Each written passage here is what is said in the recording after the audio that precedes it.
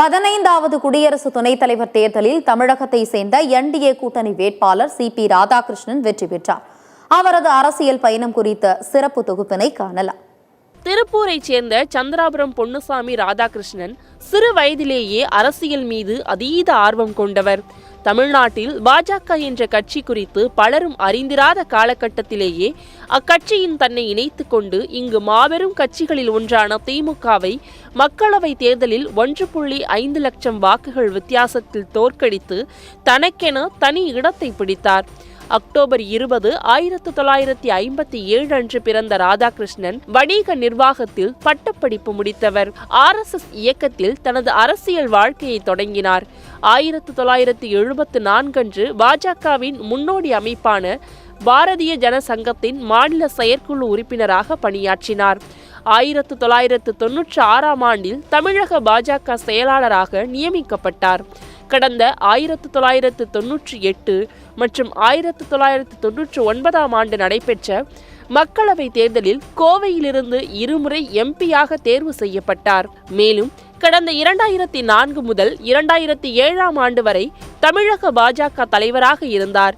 மேலும் பாஜக தலைவராக இருந்த காலத்தில் கன்னியாகுமரி முதல் சென்னை வரை யாத்திரை மேற்கொண்டார். மேலும் பல்வேறு நாடாளுமன்ற குழுக்களின் உறுப்பினராகவும் துணிநூல் தொடர்பான நிலைக்குழுவின் தலைவராகவும் இருந்ததாக தெரிகின்றது.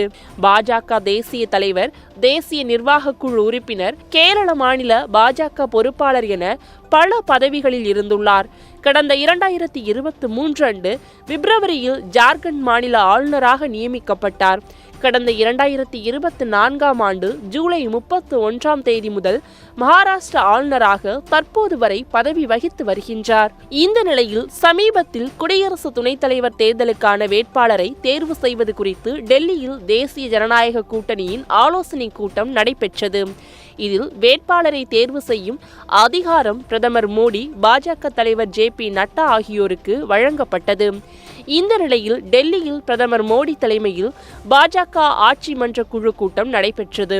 பிரதமர் இல்லத்தில் நடைபெற்ற இந்த கூட்டத்தில் பாஜக தேசிய தலைவர் JP நட்டா, மத்திய அமைச்சர் அமித்ஷா, ராஜ்நாத் சிங் ஆகியோர் பங்கேற்றனர்.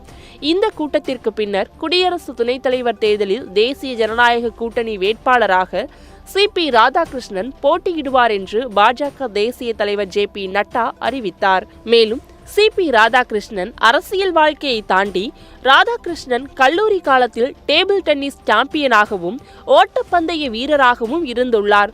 கிரிக்கெட் மற்றும் கைப்பந்து அவருக்கு பிடித்தமான விளையாட்டுகள் என்றும் சொல்லப்படுகின்றது.